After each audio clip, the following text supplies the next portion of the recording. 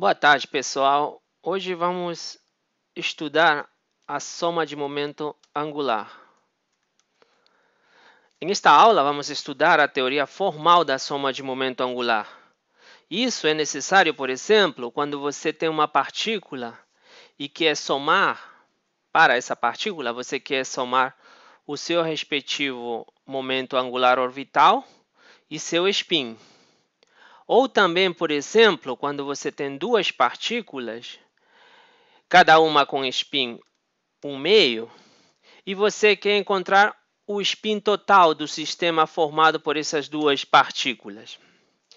Antes de entrar na soma propriamente dita, eu preciso fazer uma introdução de como é definido o operador momento angular.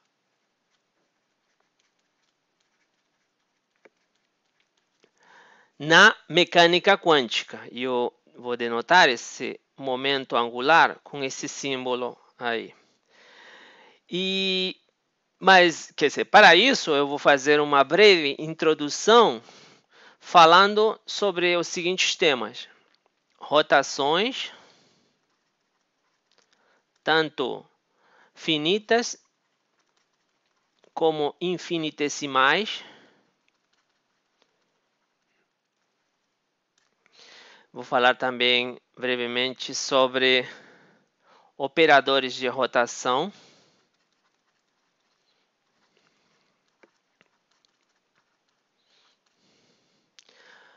O operador momento angular.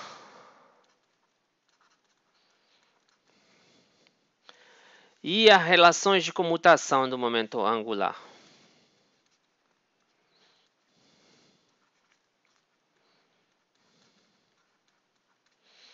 Do momento angular. Tá? Então, vamos lá. Rotações finitas versus rotações infinitesimais. Infinitesimais. Tá? Sabemos, isso aqui já sabemos de antes, que rotações no mesmo eixo, elas comutam. O que quer dizer isso? Eu vou abrir aqui meu Scratch para me ajudar um pouco. Então, janela de Scratch, essa não é. É outra que eu tenho por aí, dentro do Dropbox. Ai.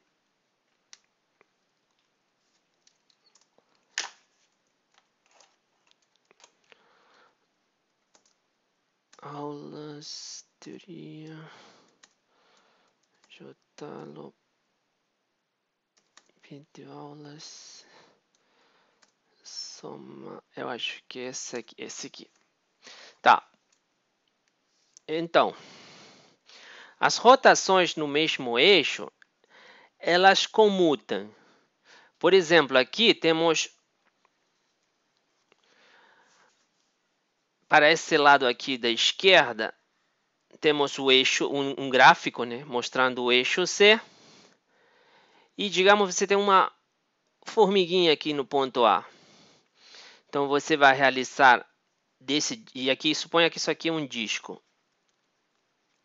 Você vai realizar primeiro uma rotação de 30 graus, então a formiguinha que antes estava no ponto A vai ficar no ponto B.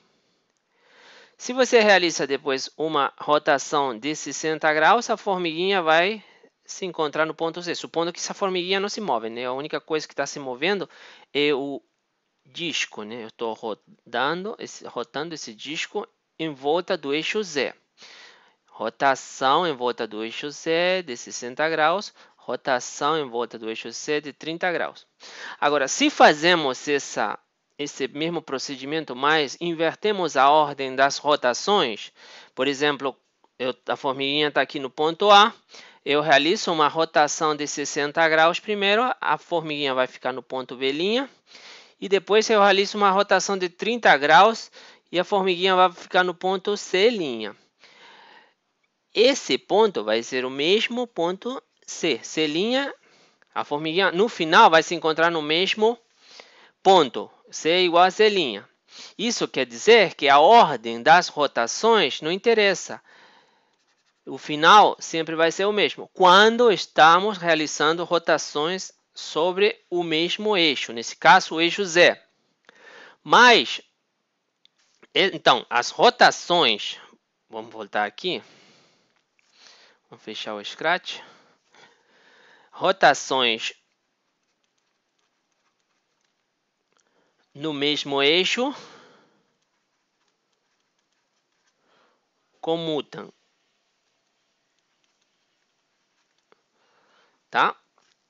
O que acontece quando não temos as rotações no mesmo eixo, em diferentes eixos? Vamos ver o que acontece. Eu vou abrir aqui, que é mais rápido. Acho que dou um clique aqui em diferente eixo. Vamos ver esse exemplo aqui. Então, vamos diminuir aqui. Não, qual que diminui? Esse aqui. Aqui. Nesse exemplo, eu tenho aqui, vamos começar aqui. Eu tenho primeiro, vou realizar aqui, eu tenho o eixo Z, eu coloquei um livro aqui, a parte vermelhinha, para indicar, para a gente visualizar melhor a rotação desse livro, tá? Então, primeiro eu vou realizar uma rotação em volta do eixo Z, que é essa aqui. E depois, então, desse gráfico aqui, vamos passar para esse gráfico aqui, né? 90 graus em volta do eixo Z. Vai ficar assim, o vermelhinho vai ficar aqui, né? E depois vou realizar uma rotação de 90 graus no eixo X. Aqui temos o eixo X e aqui ó, os 90 graus aqui, né? Então, vai ficar, após essas duas rotações, o livro vai ficar assim, dessa maneira, como está indicado aqui pelo último gráfico superior. Agora vamos inverter a ordem das rotações. Novamente, começamos aqui embaixo, na parte esquerda, né? O livro está na posição inicial, igual em cima. Vamos realizar uma rotação em volta do eixo X, primeiro, né? Vamos fazer de maneira diferente que da primeira vez. Agora vamos começar com o eixo X e depois vamos realizar uma... E vai ficar assim, né? Como está aqui, na parte do meio inferior. E depois vamos realizar uma rotação em volta do eixo Z, que está aqui, de 90 graus também, indicada por essa curvinha aqui. E finalmente, o livro vai ficar dessa maneira. E observe que o resultado final, em ambos casos, é diferente. Você pode fazer isso aí em casa com um livro que você tiver e você vai verificar que realmente a ordem é diferente. Isso quer dizer que a ordem ela modifica o resultado final. Então, nesse caso, dizemos que, porque estamos realizando, né, rotações em diferentes eixos, dizemos então que as rotações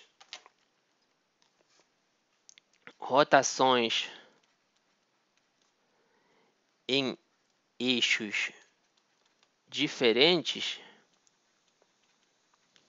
não comutam.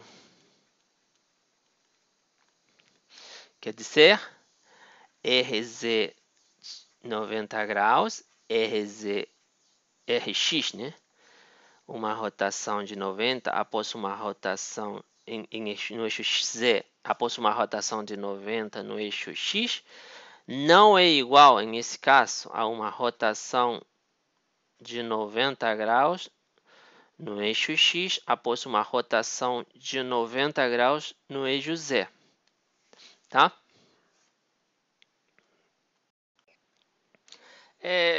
Então, como representamos as rotações? Até aqui melhor.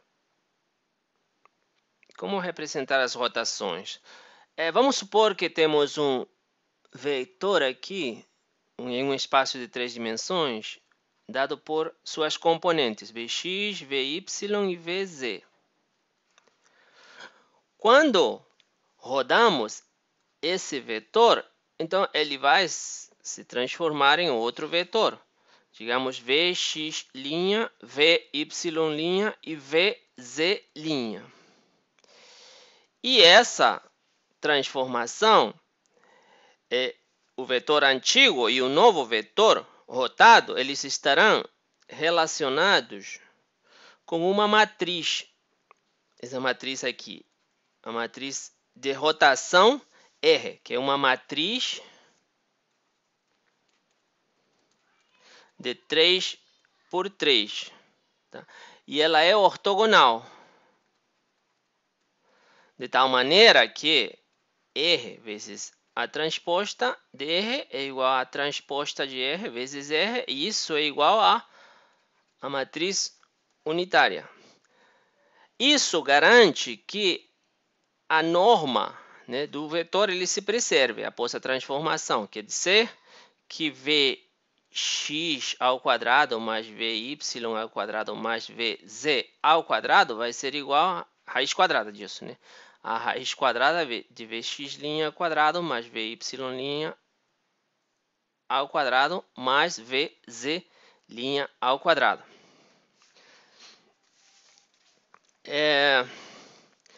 Vamos então considerar, por exemplo, vamos representar isso aqui, vamos considerar uma rotação, vamos mudar aqui de página, uma rotação de um ângulo φ em volta do eixo Z. Tá? Vamos ver esse exemplo, então, a matriz que realiza essa rotação, e vocês podem verificar, rotação em volta do eixo C, um ângulo φ.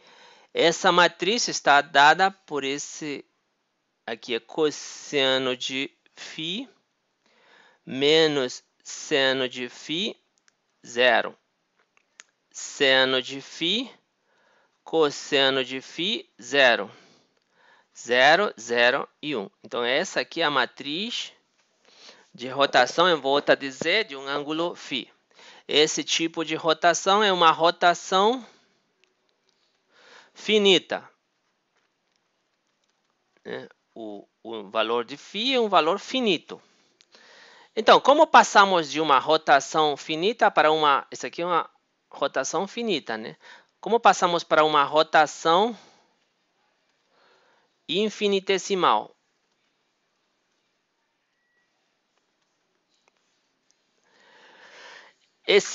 Digamos, quando você tem φ, ele tende a um valor muito pequeno, né? Dizemos que y é um valor bem pequeno, né? Então, podemos fazer essa aproximação. O cosseno de φ, ele é expressado como uma série, vai ser igual a 1 menos φ ao quadrado sobre 2 fatorial, mais φ à quarta sobre 4 fatorial, menos φ à sexta sobre 6 fatorial. E o seno vai ser igual a φ menos φ ao cubo sobre 3 fatorial, mais φ à quinta sobre 5 fatorial, e assim, né? E esse aqui também continua, é uma série infinita. Tá?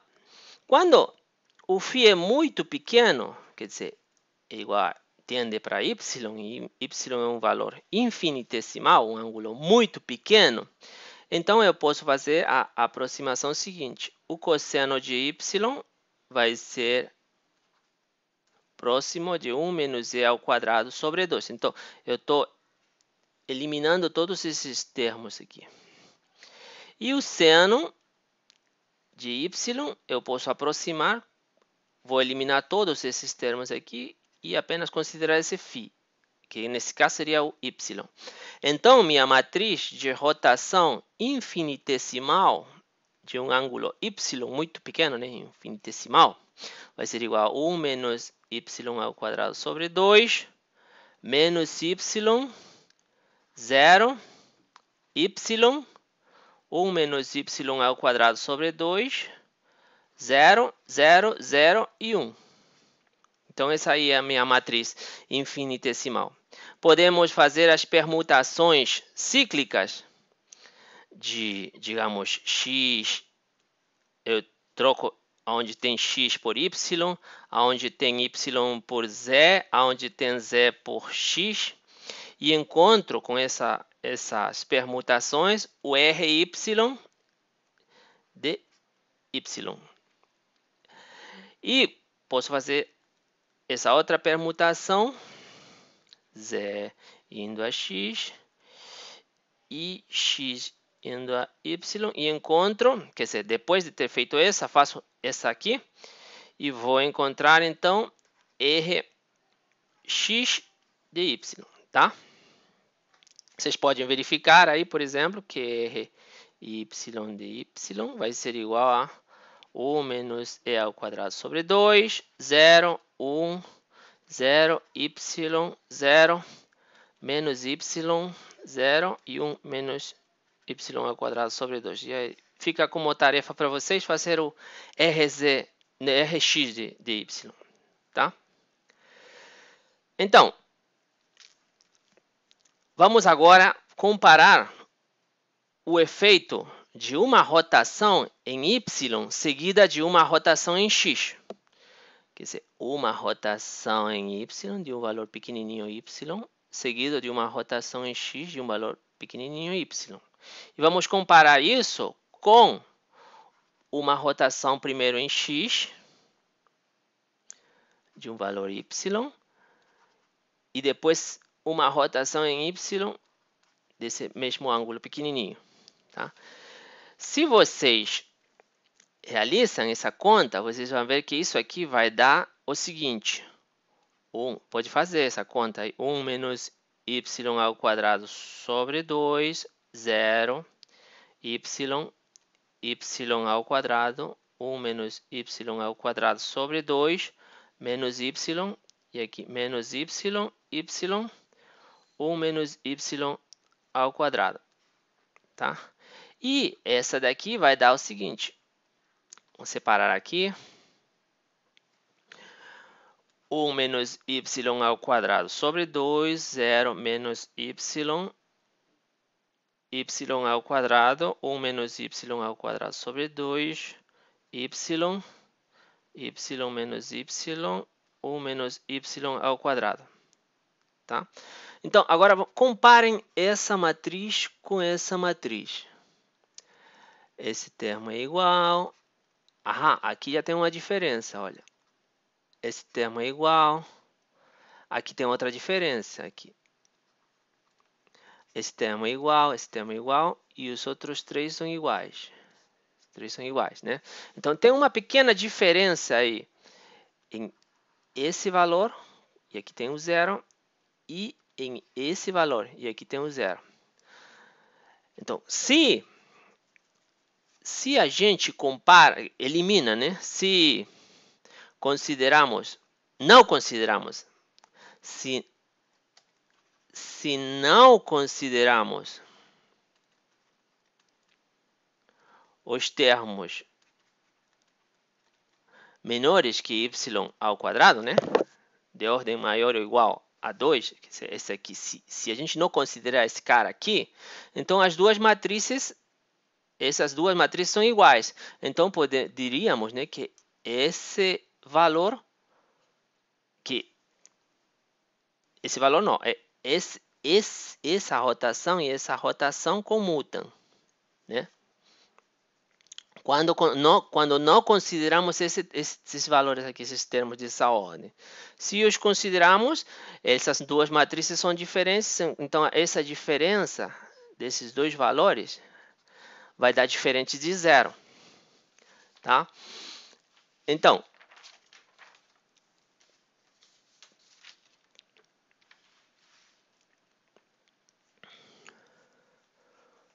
mas quer dizer, se não considerarmos esses valores, essas matrizes comutam. Mas é mais importante o resultado onde consideramos se esses termos de ordem superior. Então, quer dizer que vamos ter que Rx de y vezes Ry de y menos Ry de y vezes Rx de y. Isso vai ser igual à seguinte matriz. Seria isso essa matriz menos essa matriz, né? Todos os termos são iguais, menos esses aqui e esses aqui. Então, vai dar 0. Aqui vai dar menos y ao quadrado, 0. Aqui vai dar y ao quadrado, 0, 0, 0, 0, 0. Vai dar essa matriz aí. E essa matriz, eu posso escrever ela como uma rotação de y ao quadrado em volta do eixo z menos 1. Né? Porque uma rotação em volta do eixo z, como é que tá? Vamos ver aqui. Era essa aqui, né, mais ou menos. Só que teria... Vamos escrever ela, como seria? Rz de y ao quadrado, ela seria, vamos ver aqui, 1 menos y à quarta sobre 2, y ao quadrado, 0, menos y ao quadrado, 1 menos y à quarta sobre 2, 0, 0, 0, 0. Esse termo é muito pequeno, é quase 1, né? Esse aqui é 1. Esse aqui também, essa parte aqui que é 0, né? Então isso aqui ficaria 1. Então isso aqui vai ser Rz de y ao quadrado, vai ser igual a 1y ao quadrado menos y ao quadrado, 1, 0, 0, 0, 0, 0. Se a isso subtrairmos a matriz unitária, né? Isso vai dar, então aqui 1, isso menos isso, vai dar essa matriz aqui, então. Então, essa relação está certa, né? Mas, que mais? Essa matriz unitária aqui, ela é uma... ela pode ser considerada... Ela não faz nada com um vetor, né? Vezes 1, vetor vezes 1 vai continuar sendo o mesmo vetor. Podemos considerar que ela gira o vetor um ângulo zero, né? Não estou fazendo nada. Em volta de qualquer ângulo, de qualquer eixo, né? Uma rotação de um ângulo zero em volta de qualquer eixo, n. Tá? Então, esse aqui, então vai ficar assim, né? Rx de y, Ry de y menos Ry de y,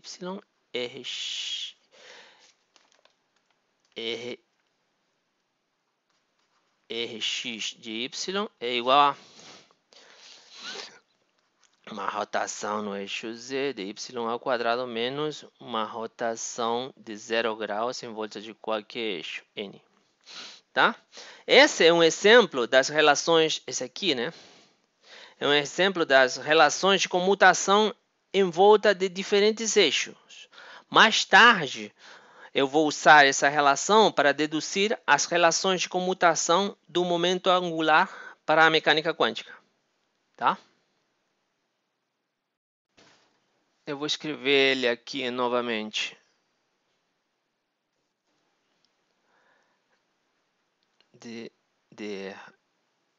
Tá?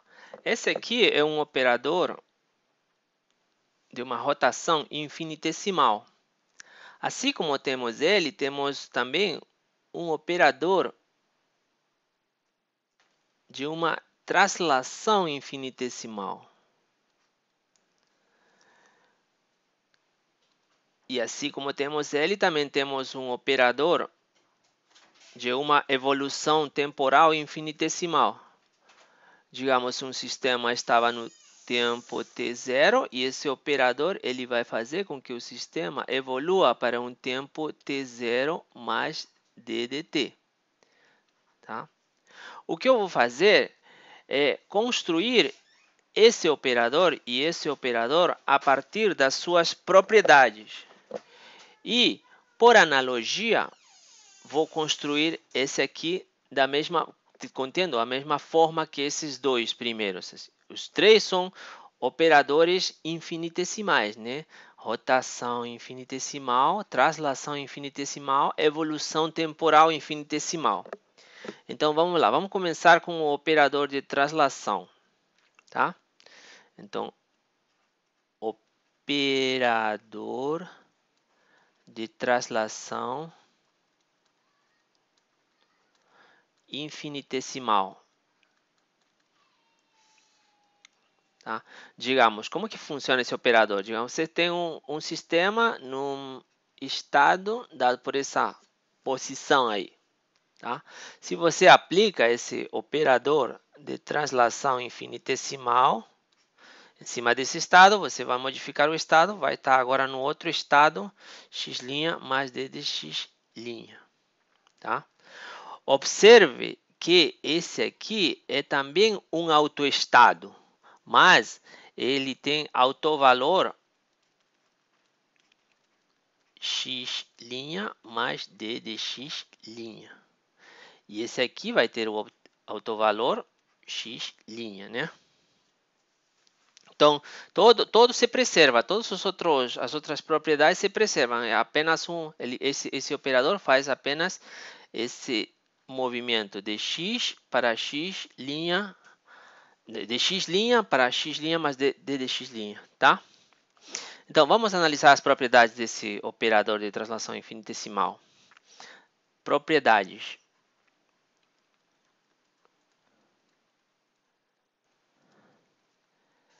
A primeira propriedade é a unitariedade. Então, quer dizer, se você tem esse operador de translação d de x', você multiplica ele pela sua transposta d de x', isso é igual a 1. Isso garante que a norma do sketch seja preservada após uma transformação. Esse alfa vai ser igual a alfa, e aqui tem o t transposto, vezes o t. Eu estou colocando tal, né? Mas não sei se é tal, não é tal, não é assim o símbolo. É um t, né? Vamos botar assim como está aí, então. D de x' em alfa, né?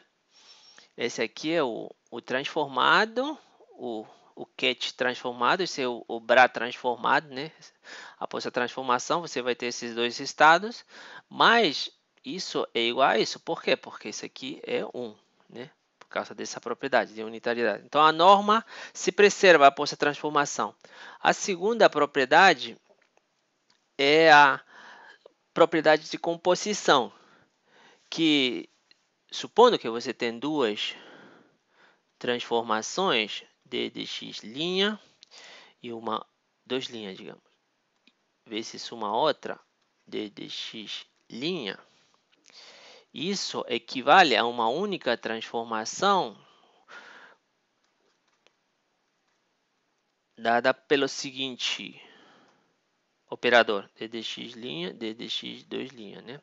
Quer dizer, o efeito total é a soma dos dois vetores. Então, essa seria a composição. A terceira propriedade suponha que você tem uma transformação infinitesimal, um deslocamento infinitesimal no sentido oposto, né?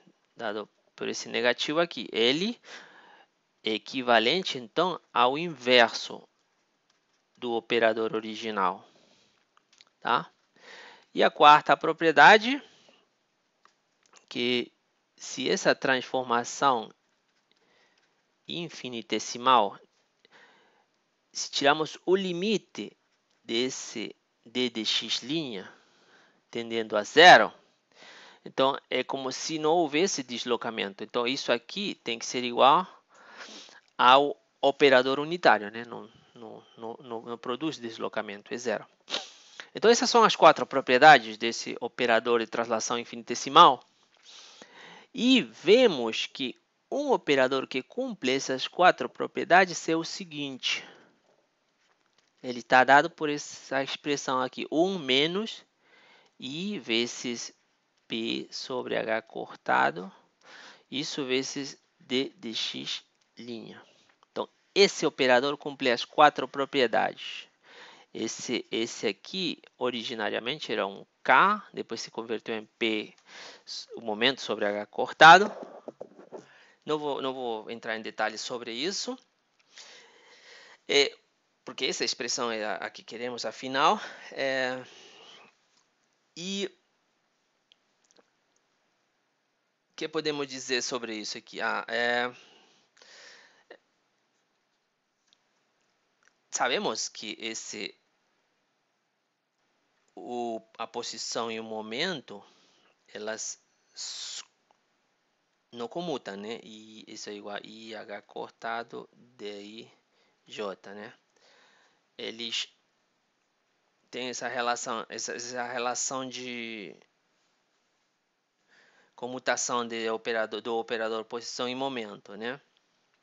Agora, isso aqui foram as propriedades do operador de uma translação infinitesimal. Para o caso de uma evolução temporal infinitesimal, T0 mais D de T, temos a unitariedade, né? O de T aqui transposto de T0 vezes U de T0, isso é 1. Isso garante a conservação da probabilidade. A segunda propriedade necessária, né, para esse operador. Esse aqui não é infinitesimal, né, mas fica infinitesimal quando você substitui t igual a t0 mais d de t. Tá? Esse aqui é mais geral. A segunda propriedade também mais geral, né? U de t2 t1 vezes U de t1 t0. Quer dizer, duas transformações infinitesimais. Essas duas são equivalentes a uma só, de t0 a t2. Né? Uma evolução temporal desde t0 até t2 equivale a uma evolução temporal de t0 a t1, seguida de uma evolução temporal de t1 a t2. Né? Aqui eu estou considerando que t2 é maior que t1, é maior que t0. Tá? A outra propriedade, o limite, né, desse operador infinitesimal t0 mais d de t, t0, quando d de t tende a zero, é equivalente ao operador unitário. E aqui vemos que um operador que cumpre essas propriedades é o operador seguinte, aqui t0 mais d de t, t0, é igual a 1 menos i hamiltoniano sobre h cortado d de t. Esse cara cumpre essas propriedades aqui. Observe a forma desses dois operadores. Tem o 1 aqui, tem o i, tem a parte infinitesimal, no tempo e aqui a deslocamento, né? Tem esse h cortado e h cortado. A única diferença seria esse, aqui tem o hamiltoniano e aqui tem um momento. Né? Legal, então podemos construir uma forma geral para uma transformação infinitesimal, né? A partir dessas duas, a forma de uma transformação, digamos, U infinitesimal, um valor y, né? Onde esse y pode ser, no caso do tempo, seria d de t, e no caso da translação seria d de x', vai ser igual a 1 menos i. Aqui seria alguma coisa que eu vou chamar g, esse operador aqui, vezes o y, né? Onde, no caso do tempo, esse g seria igual a o hamiltoniano sobre h cortado. E no caso da translação, seria o momento sobre h cortado, né? Então, essa aqui é a forma de uma transformação infinitesimal. Se fazemos uma analogia para o caso das rotações, digamos, queremos uma rotação em volta do eixo na direção n chapéu, queremos uma rotação infinitesimal d de φ, então isso vai ser igual a quê? A 1 igual menos i, aqui temos o parênteses, aqui vou colocar o d de φ, só que eu vou colocar de forma vetorial, só que esse vetor, isso aqui é igual a direção vezes d de φ, né?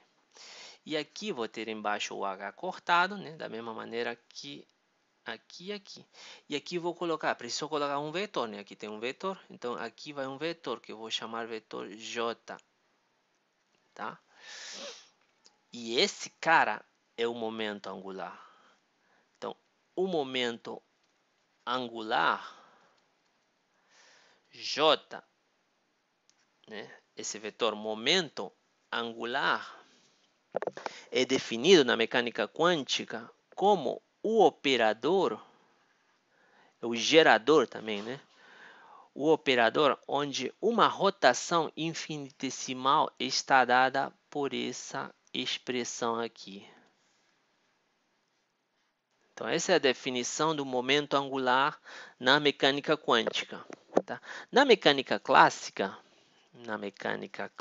se você lembra, o operador momento angular estava dado por posição vezes o momento linear, né? Mas a gente não vai considerar isso na mecânica quântica, porque temos... Isso aqui até serve para um momento angular orbital, mas não serve para um momento angular de spin, né? Um valor intrínseco, que não depende da posição. Então, esse aqui é mais geral. Ele compreende momento angular orbital e momento angular de spin, tá? Então, isso seria uma rotação infinitesimal. Como seria para o caso de uma rotação finita? Para uma rotação finita, aplicamos esse operador muitas vezes, né? Digamos, nzão vezes. Então, nzão vezes 1 menos i. Digamos, eu quero uma rotação finita em volta do eixo z. Tá? Então, como vou ter esse j vezes produto escalar com esse n, que é o eixo z, então somente vai sobrar o gz sobre h cortado vezes esse valor aqui, então, né? d de φ. E vou expressar esse d de φ como φ sobre nzão. Aqui é uma rotação finita, digamos, um ângulo φ, né? Então, isso vai ser aplicado n vezes. E esse n é um valor muito grande, né? Limite quando esse nzão tende ao infinito. E essa aqui é uma rotação, eu esqueci de colocar aqui. É uma rotação de um ângulo φ em volta do eixo z, tá?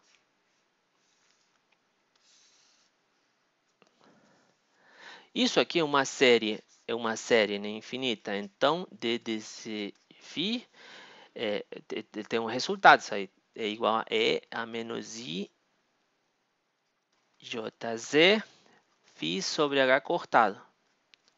Ou também posso expressá-lo como uma série 1 menos I JZ φ sobre H cortado menos JZ ao quadrado φ ao quadrado sobre 2 vezes H cortado ao quadrado. Tá? Para obter as relações de comutação, a partir desse resultado aqui, relações de comutação,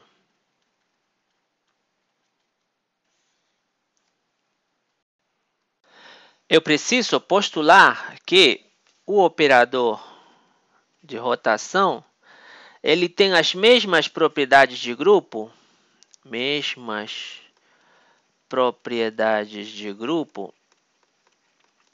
que a matriz das rotações. Então, tendo as mesmas propriedades de grupo, eu vou utilizar uma das propriedades da matriz das rotações e vou aplicar aqui nesse operador. Tá? Essa propriedade é a propriedade de comutação das rotações, né? Que tínhamos mencionado antes, que íamos usar novamente. Ela é assim. Uma rotação em volta do eixo x de um ângulo y vezes uma rotação em volta do eixo y de um ângulo y menos, agora invertemos a ordem, rx de y, isso vai ser igual a uma rotação em volta do eixo c de um ângulo y ao quadrado agora, isso menos 1. Tá? Então, essa propriedade é compartilhada com esse operador de rotação. Então, eu vou aplicar essa propriedade para ele. Então, vou ter que dx de um ângulo y, dy de um ângulo y, menos, agora invertemos a ordem, dy de y, caramba, dx de y, isso é igual a dz de y ao quadrado menos 1. Tá? E eu vou substituir agora esses operadores aqui em essa forma aqui.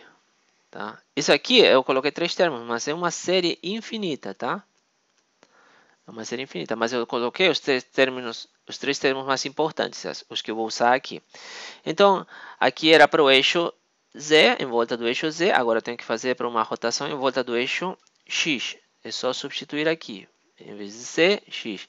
Então, vai ficar 1 menos i jx vezes y sobre h cortado, isso menos jx ao quadrado, y ao quadrado sobre 2 vezes h cortado ao quadrado.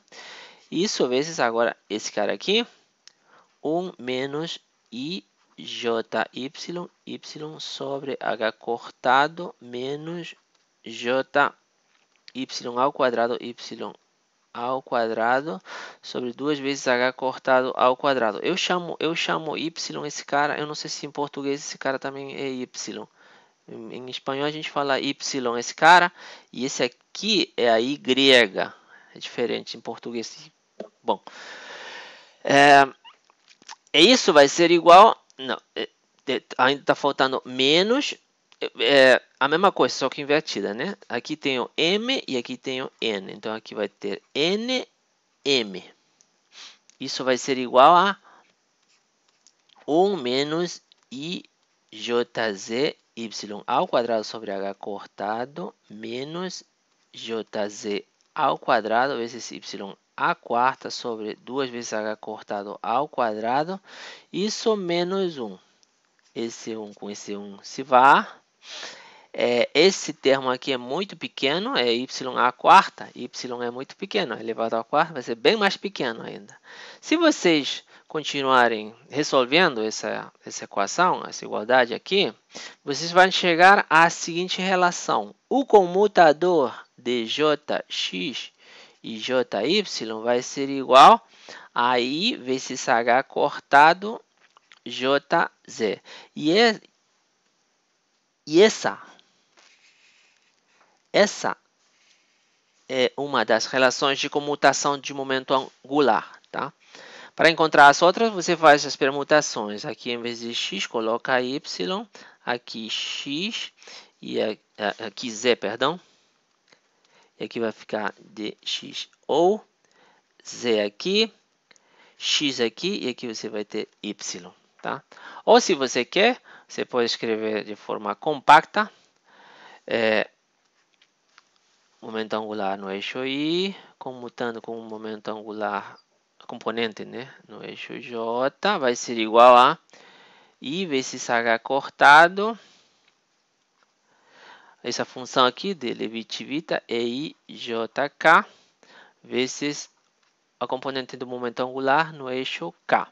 Tá? Então, aqui você já tem as regras de comutação do momento angular.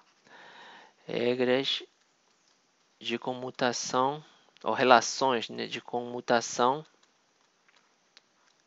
do momento angular.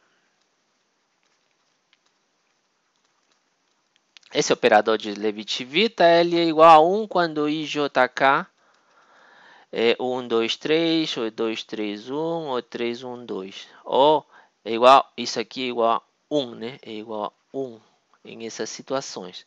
Ou LIJK é igual a menos 1 em outras situações, onde não se repetam esses valores, mas tem outra ordem que é a que está aqui. E ele é igual a 0, e JK é igual a 0 quando algum desses caras aqui são iguais, tá? É igual a 0. Então, nos outros casos, outros. No começo dessa aula, eu tenho mencionado a importância da soma de momento angular em todas as áreas da física moderna, desde a espectroscopia atômica até a física de partículas. Então, antes de estudar a teoria formal da soma de momento angular, é interessante ver dois exemplos com os quais vocês, alunos, devem ter familiaridade. Então, vamos lá. Exemplos simples de soma de momento angular.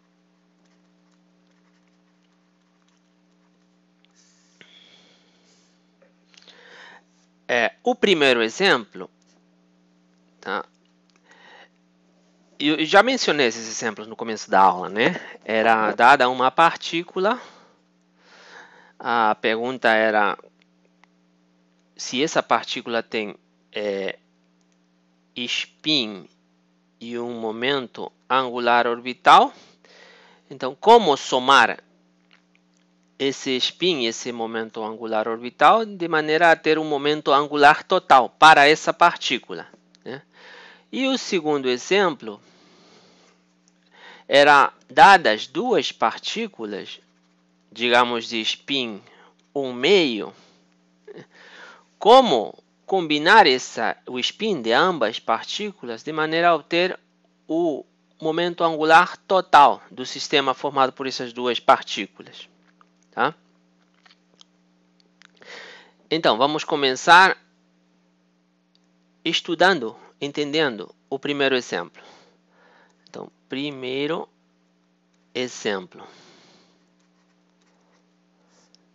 Esse aqui tem um spin e tem um momento angular orbital.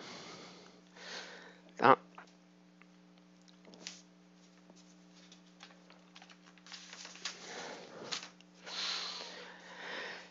Então, supondo que essa partícula tem spin 1,5,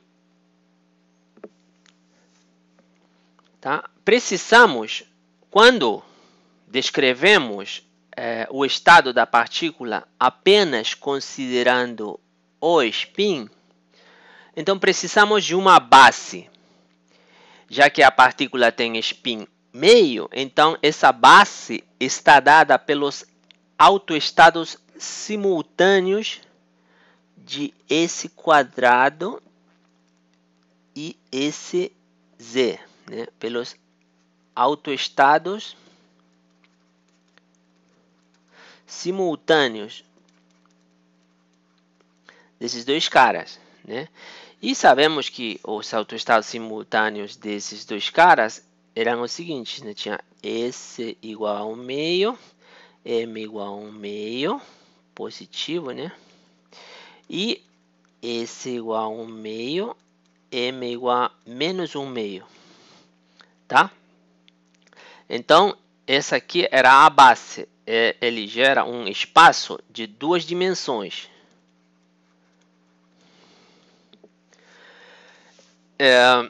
Ele também, essa base também ela pode ser representada assim, né? Esse aqui é o spin up e esse aqui o spin down, tá? De maneira mais curta. Agora, quando eu vou botar aqui uma separação, quando descrevemos o estado da partícula em termos do seu momento angular orbital, a base dessa vez estará dada pelos autoestados simultâneos dos operadores L quadrado e Lz. Lembra? Então, esses autoestados simultâneos desses dois caras aí, tá? E temos visto que eles são os seguintes caras. Aqui era N, L e M. Então, esses são os autoestados simultâneos desses operadores aí. Tá? Eles têm dimensão infinita, né? Então, isso aí é o que temos estudado. Ou um ou o outro, né? Essas propriedades por separado. Uma maneira mais realística de estudar esse sistema, né, de uma partícula com spin meio, é juntar essas duas representações. Então, essas duas bases, essa base e essa base aqui, tá? Essa base aqui, ela gera um espaço de duas dimensões, né? Essa aqui gera um espaço também de dimensão agora infinita, né? Então, se juntamos essas duas dimensões com as dimensões geradas por esse espaço aqui, vamos ter um espaço maior, né? Onde tanto essa parte quanto essa parte aqui serão subespaços desse novo espaço. Então, em esse novo espaço, os autoestados, que eu vou denotar assim, N, L, M, ponto e vírgula, ou mais ou menos. Os autoestados vão ser esses caras aqui. Autoestados. Os novos autoestados, tá? E eles são o quê? São o produto direto de esses autoestados da parte dos autoestados simultâneos, né, do momento angular orbital e da parte do spin. Então, esses autoestados aqui geram um espaço. Esses autoestados aqui geram outro espaço. Esses autoestados aqui geram um espaço que compreende tanto esse quanto esse, um espaço maior, onde esse cara e esse cara são subespaços deles, né?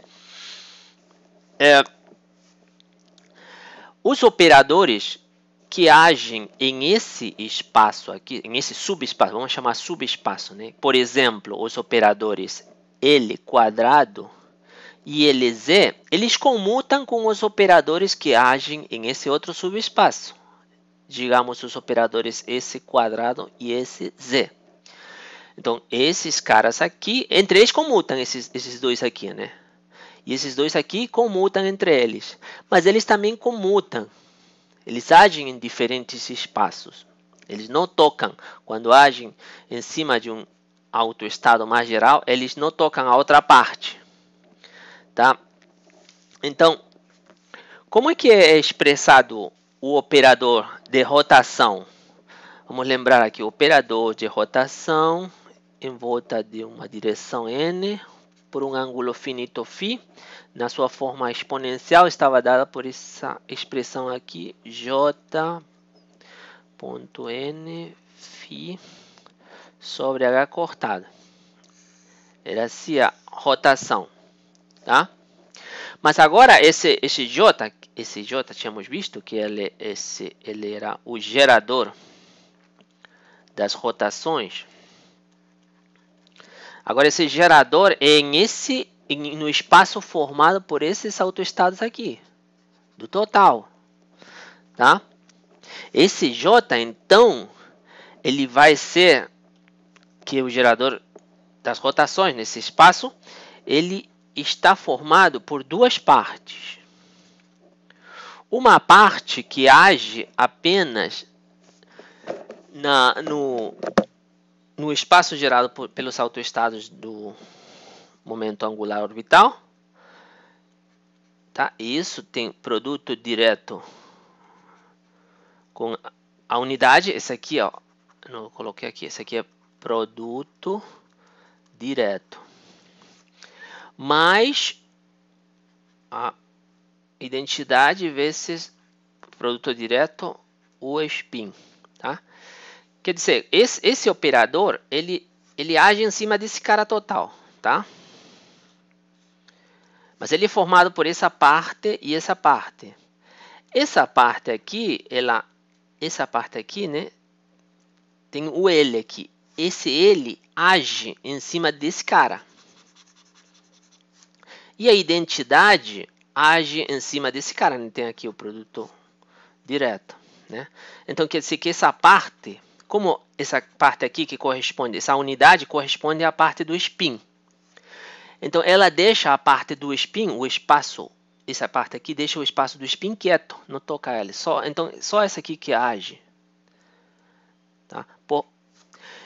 Enquanto que esse outro pedaço aqui, a mesma coisa, tá? Essa identidade deixa o espaço gerado por esses autoestados de momento angular orbital inalterados e somente age essa parte em cima desses aqui, do espaço gerado por esses autoestados de spin, tá? Comumente, esse momento angular total, ele é denotado assim, L mais esse, tá? Já sabemos que esse cara só age em essa parte aqui. Então, ele só altera esses três valores aqui. E essa parte age em essa parte aqui. Então, só pode modificar esses caras aqui, né? Então, já que ele e esse comutam, então podemos escrever esse operador de rotações como uma parte que age na parte orbital, produto direto de uma parte que age no espaço do spin. Tá? E se queremos expressar ele na sua forma exponencial, para cada lado, né? Aqui vamos ter E a menos I, aqui você vai ter o L, né?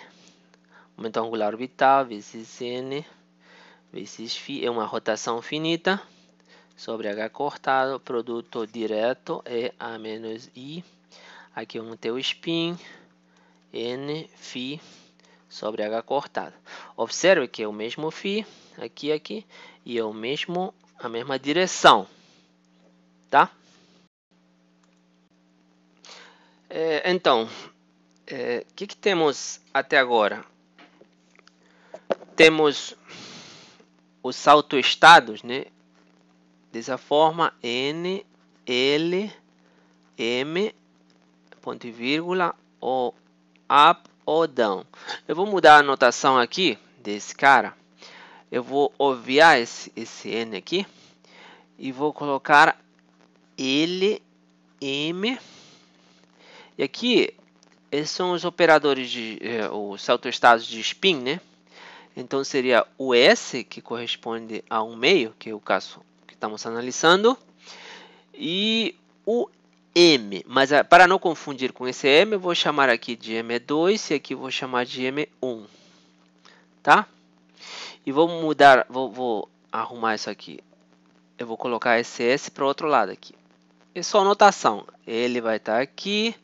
Eu vou ter o S igual a 1/2 aqui. Vou botar o ponto e vírgula aqui. E aqui M1 e o M2 aqui. Só estou mudando a notação, tá?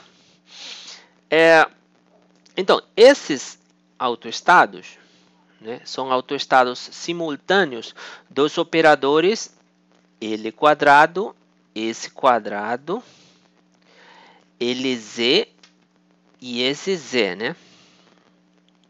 O que vamos fazer é mudar essa base aqui. Essa base vai mudar. Essa base agora vai se converter em autoestados simultâneos dos operadores J quadrado. Lembrem que J é igual a L mais esse, tá? JZ e L quadrado e S quadrado. Então, estamos mudando a base, né? Agora, a base vai ser autoestados, vai estar formada por autoestados simultâneos desses outros operadores. Olha que aqui se repete esse cara e esse cara, né? Que está aqui. Então, aqui, ó, o que muda é aqui você tinha o M1 e o M2, né? Vai mudar agora para esses outros caras J, e eu vou chamar esse cara aqui também de M. Então, a nova base vai ser igual, eu vou continuar colocando o L aqui, aqui o S, que é igual a 1 meio, e aqui vai mudar para JM. Então, esses caras aqui são autoestados simultâneos desses outros operadores. Então, vamos estudar em detalhe mais na frente qual é a relação entre essa base aqui e essa base aqui. Quer dizer, dado o M1 e o M2, quais são os possíveis valores desse J e esse M? Então, vamos ver o segundo exemplo. Segundo exemplo. Eram duas partículas, cada uma delas com spin 1 meio, digamos aqui da primeira partícula o spin é S1 e da segunda partícula o spin é S2.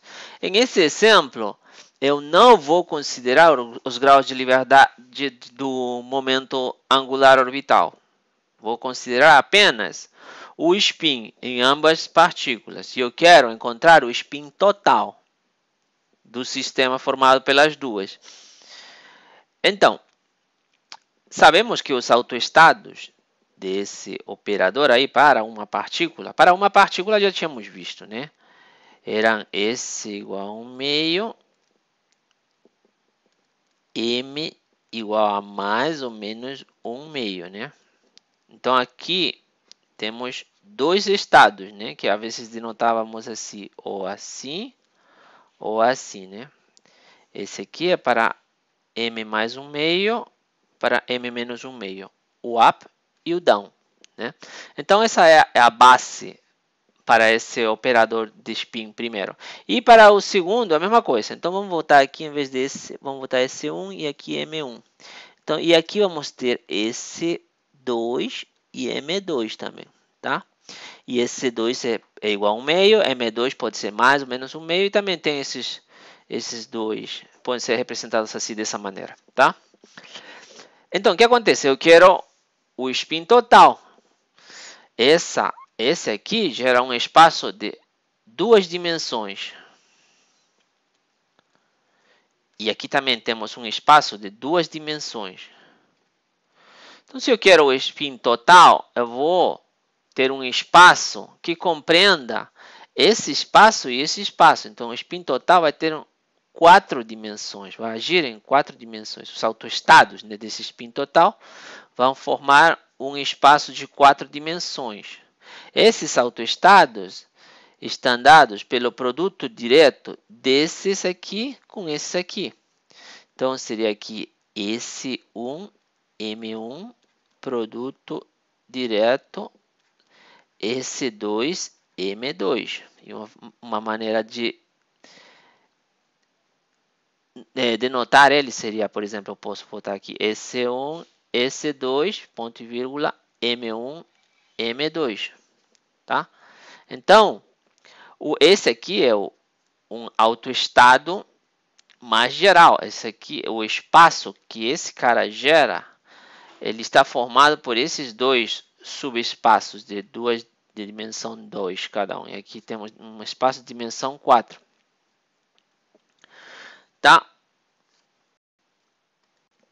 Nesse caso, o operador spin total do sistema vai ser igual ao operador spin para a primeira partícula produto direto com a identidade, mais a identidade produto direto com o operador spin para a segunda partícula. Então, bom, esse operador age apenas no espaço da primeira partícula, do spin da primeira partícula, pois esse aqui é a identidade que age no segundo espaço, mas como a identidade não faz nada. E aqui é a mesma coisa, né? A identidade age no primeiro espaço, não faz nada, então o único que produz efeito é esse operador S2 no segundo espaço. Isso comumente se denota assim, S1 mais S2, apenas dessa maneira. Tá? E para esse, sabemos, né? Sabemos que esses operadores aqui, que agem em uma partícula apenas, eles têm as regras de comutação dela, né? Por exemplo, esse cara aqui, o S1 de x, S2 de y, S1 de x, S1 de y, né? 1 mesmo, né? É igual a I H cortado, S1Z, né? E assim para as permutações deles também, né? E também temos, além dessas regras de comutação para cada um, para esse e também esse aqui tem suas próprias regras de comutação, por exemplo, S2x, S2y, isso é igual a IH cortado S2Z, né? Além das regras de comutação deles, temos as regras de comutação de um e outro, tá? Já que esse operador spin 1 ele não age no espaço, no segundo espaço, vou chamar primeiro e segundo, tá? Então ele comuta com o operador S2, ou alguma das componentes de um comuta com a outra. Por exemplo, esse 1x ele comuta com esse 2y, igual a zero isso. Que mais?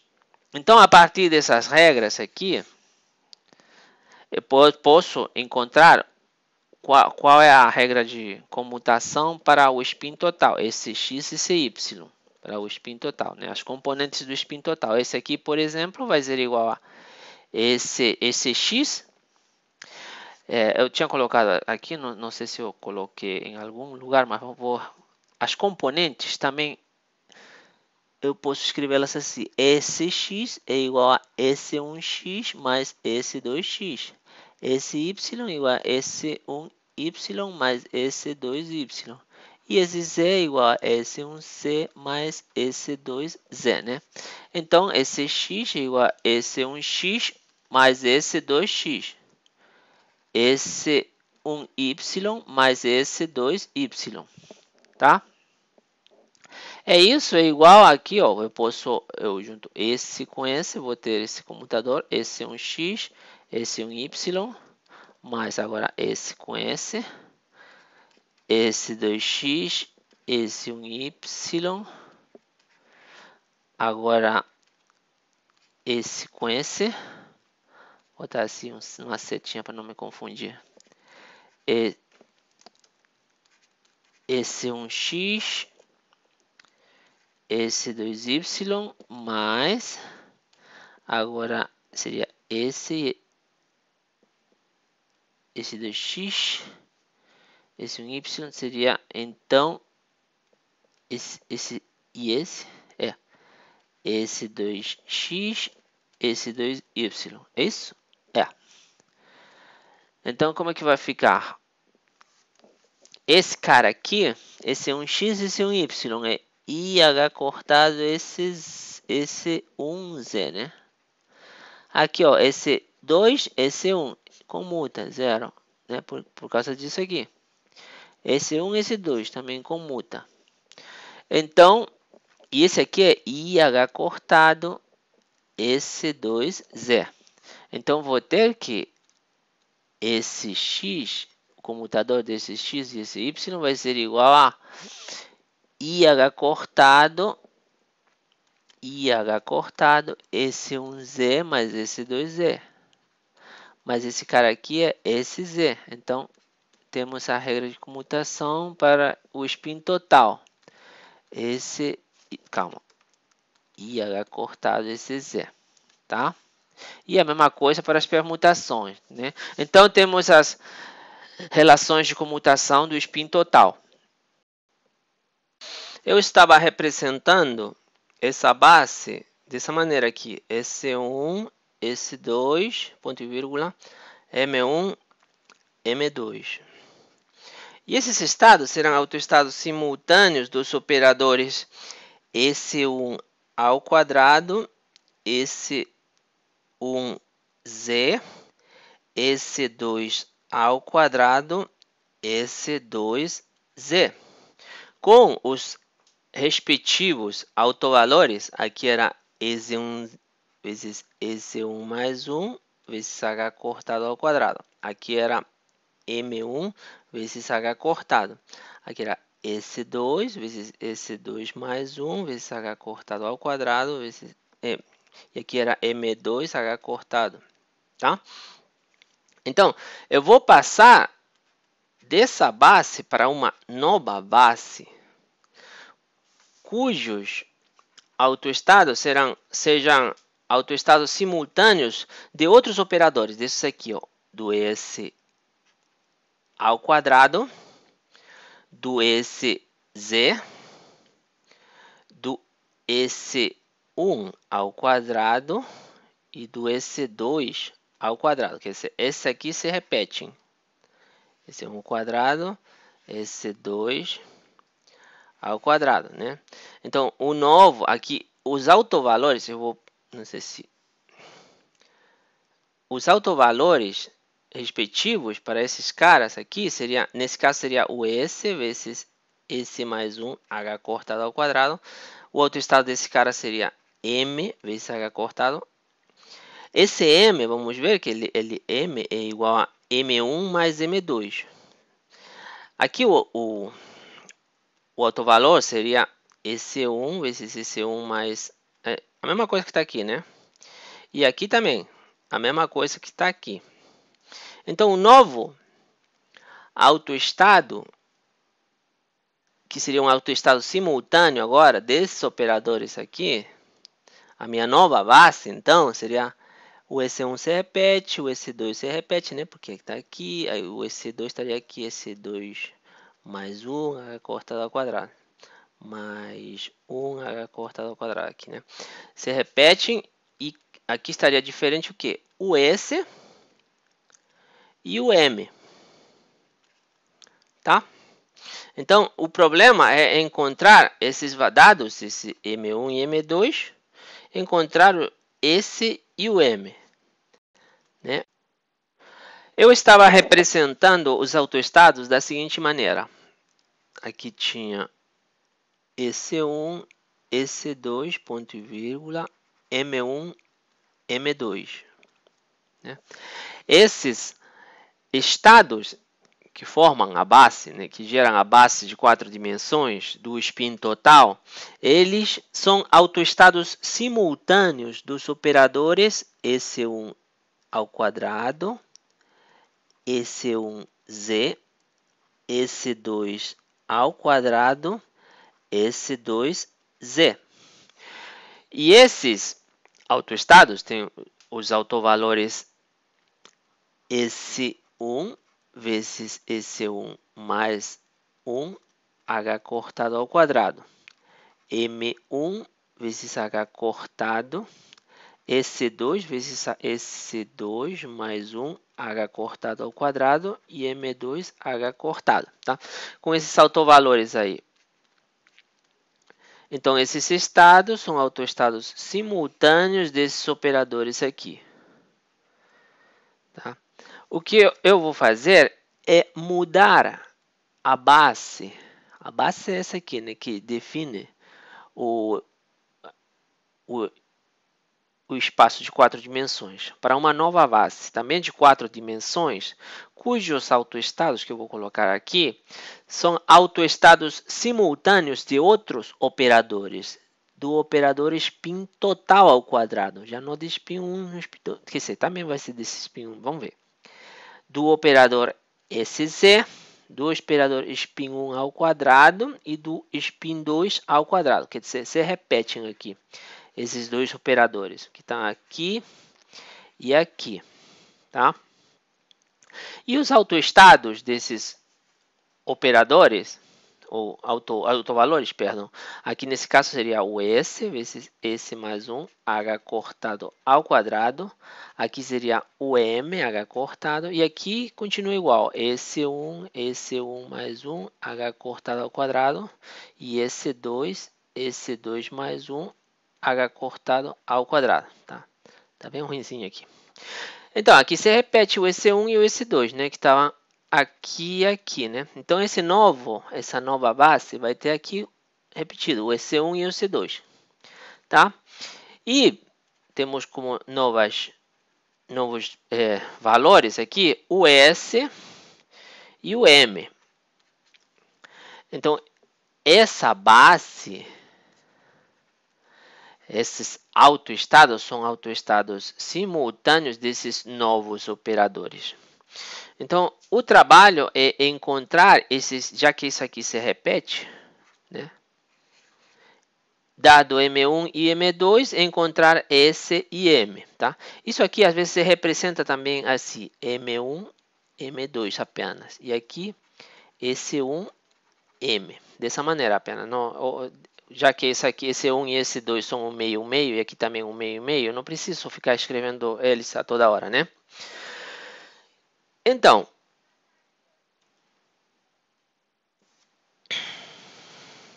vou representar aqui novamente. Aqui vou colocar os possíveis, a base toda, tá? M1, M2 desse lado. E desse lado, como seria o S e M, tá? M1 e M2, por exemplo, os dois têm spin 1/2 para cima, né? 1/2 para cima. Isso aqui também pode ser representado assim, duas setinhas para cima. Ou também assim, ó, mais, né? Temos todas essas representações. Ou pode ser assim, ó, 1/2 menos 1/2. Ou assim, menos 1/2, 1/2. Ou assim, menos 1/2, menos 1/2, tá? Isso aqui seria o seta para cima, para baixo. Esse aqui seria seta para baixo, seta para cima. E aqui seria as duas para baixo.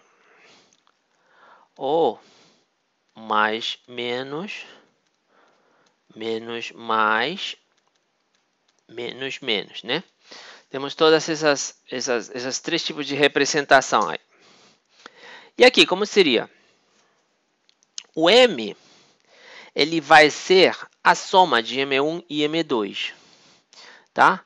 Eu posso encontrar o M, os possíveis valores de M, e a partir do M encontrar o S. Eu sei que M, os valores, eu vou botar aqui, os valores de M, eles vão de menos S até S, né? Então, dados os valores, todos os valores de M, eu posso encontrar qual é o valor desse. Assim, ó, vamos ver. Aqui, por exemplo, quais valores pode tomar M? M pode ser igual, por exemplo, melhor eu vou escrever aqui, mais para aqui, tá? Assim, vou separar assim. M pode ser, digamos, quando os dois M1 e M2 estão para cima, né? 1/2, M pode ser 1, então, nesse caso. Quando você tem 1/2 menos 1/2, M vai ser 0. Menos 1/2, M vai continuar sendo 0. E menos 1/2 menos 1/2, M vai ser menos 1. Tá? Então, se eu tomo esse valor e esse valor, eu vou ter que os possíveis valores de M vai ser menos 1, 0 e 1. Isso quer dizer que o S correspondente vai ser igual a 1, o spin 1, né? Porque M vai de menos S, de menos 1 até 1, tá? E depois, mas está faltando esse cara aqui. Esse vai ser correspondente a M igual a 0, tá? E se M igual a 0 e é um único valor, esse só pode ser 0, né? Quer dizer, encontrei M e a partir de M encontrei S, tá? Então, quais seriam os estados aí formados por essas expressões aqui? O primeiro estado, né, seria o 1, 1. O segundo, aqui é 1, né? Aqui vamos botar 1 e aqui menos 1, só para não... O segundo seria 1, 0. O terceiro seria 1, menos 1. E o último seria 0, 0. Esses aqui são chamados de tripleto. E esse aqui sozinho de singleto. Tá? Então, qual seria a correspondência entre esses estados aqui e esses estados aqui? Como fazemos a correspondência? Bom, é muito fácil. É muito fácil. Esse aqui, por exemplo, esse primeiro aqui. O primeiro, vamos ver o primeiro aqui. O S igual a 1, M igual a 1. M eu sei que é igual a M1 mais M2. Tá? M é igual a M1 mais M2. M1 e M2 podem ser 1 meio ou menos 1 meio, né? Então, a única possibilidade que M1 e M2 de 1 é esse aqui, esse primeiro. Então, esse primeiro estado vai ser o primeiro que está aí em cima. Vai ser o mais, ou 1 meio, 1 meio. Tá? Esse outro, S igual a 1, M igual a 0, por exemplo. Para que M seja igual a 0, M1 tem que ser 1 meio e M2 menos 1 meio. Ou o contrário, M1 menos 1 meio e M2 1 meio. E quais são essas possibilidades? Ou S ou S.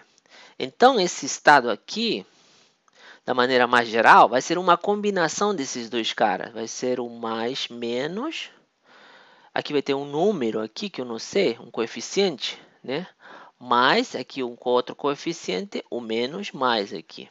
Uma combinação linear desses dois caras, né? Porque eles dois me dão spin M igual a 0. Aí tem um último aí desse tripleto, o S igual a 1, M igual a menos 1. Para que M seja igual a menos 1, então M1 tem que ser menos 1 e M2 tem que ser menos 1. Então a única possibilidade é essa aqui. Então esse cara é o menos, menos. E o singleto? O singleto é o 0, 0, né? Então o M tem que ser igual a 0. Então o M1 mais o M2 tem que dar 0. E novamente vai ser quem satisfaz isso é esses dois caras aqui, são esses dois caras aí. Então esse cara também vai ser uma combinação linear desses dois, igual lá em cima, mais aqui, menos mais, né? Só que eu não sei quanto valem esses coeficientes aqui, que estão aqui. Tá? São diferentes, né? Porque são estados diferentes, tem que ser diferentes.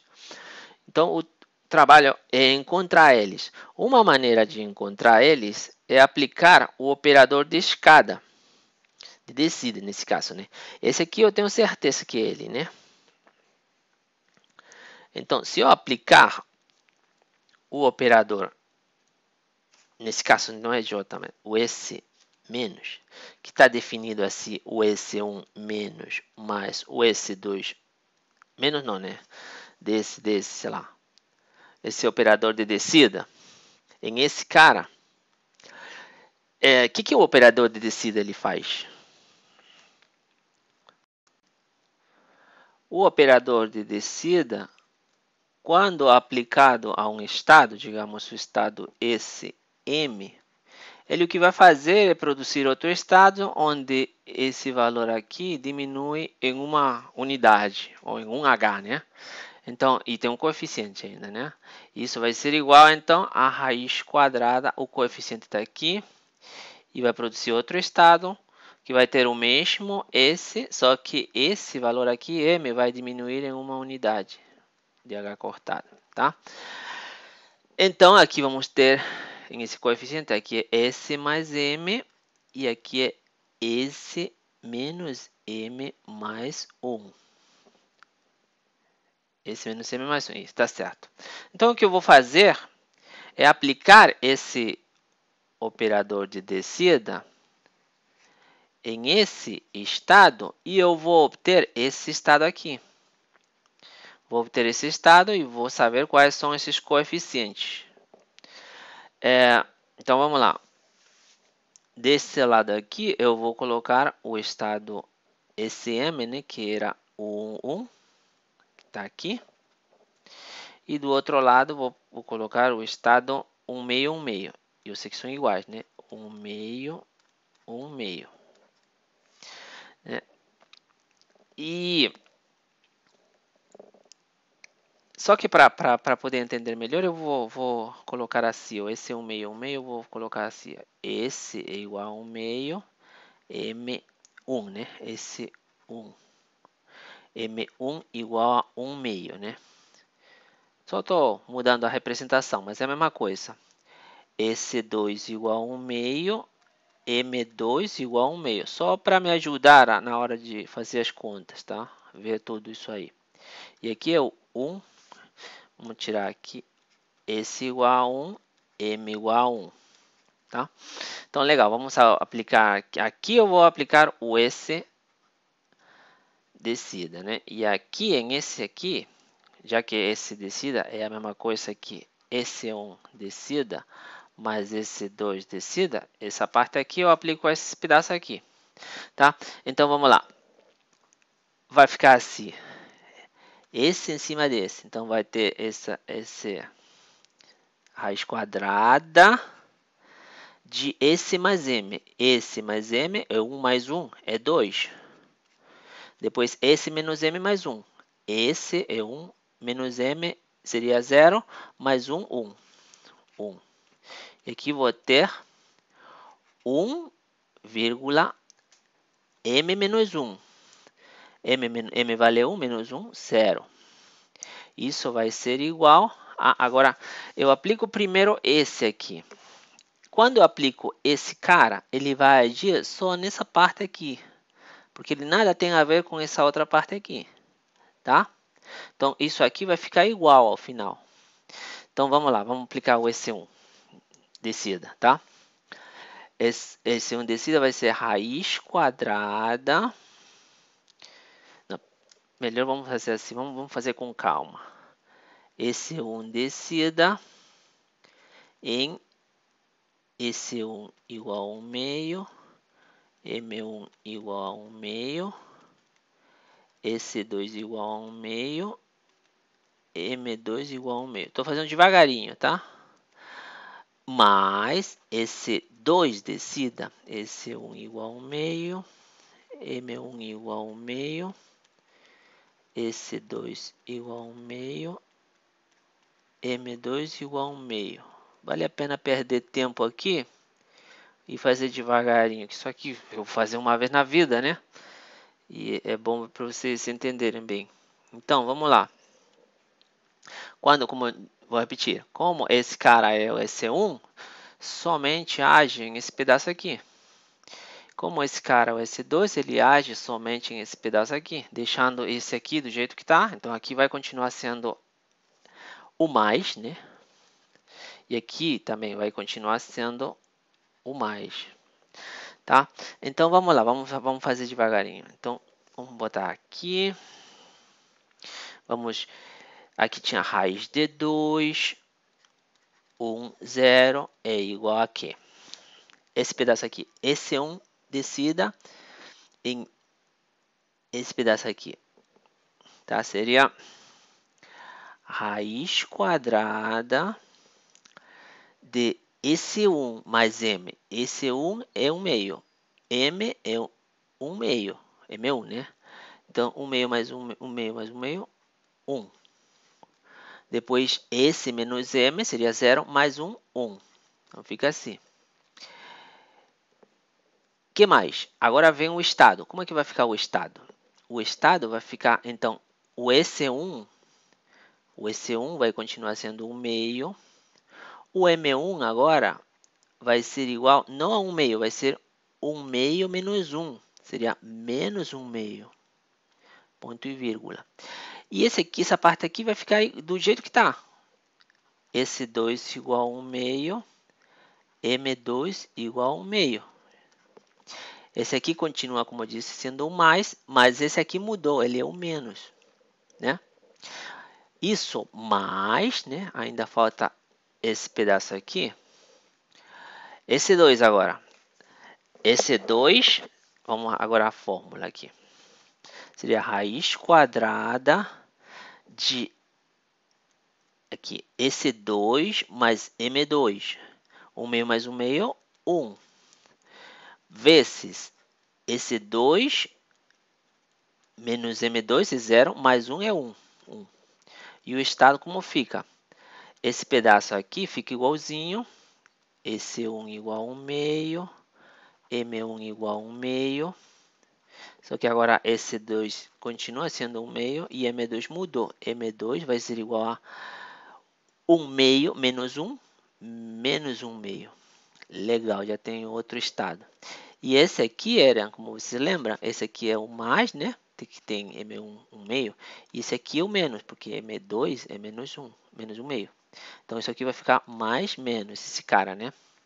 Isso aqui é 1, isso aqui é 1. Então, raiz de 2, 1, 0 é igual a mais menos, mais, menos, mais. Então, 1, 0 vai ser igual a 1 sobre raiz de 2, mais menos, mais, menos, mais. Então, e encontramos, como lembram aqui, mais, menos, menos, mais. Encontramos os coeficientes aqui, né? Esses coeficientes aqui, é 1 sobre a raiz de 2 nesse caso. Aí eu vou deixar isso aqui como trabalho. Quando você aplicar o esse menos em esse estado aqui, você vai encontrar o outro estado, 1 menos 1, que vai ser igual, e você pode verificar isso, ao menos, menos. Tá? O outro estado, o 0, 0, como é que você encontra ele? Não pode ser encontrado aplicando esse operador de descida. Mas você pode encontrar ele simplesmente achando um estado que seja ortogonal a esses três estados anteriores, aos três estados do tripleto, né? A esse e o outro que achar, o primeiro, né? A esse aqui. Né? E você vai verificar que isso é igual a 1 sobre a raiz de 2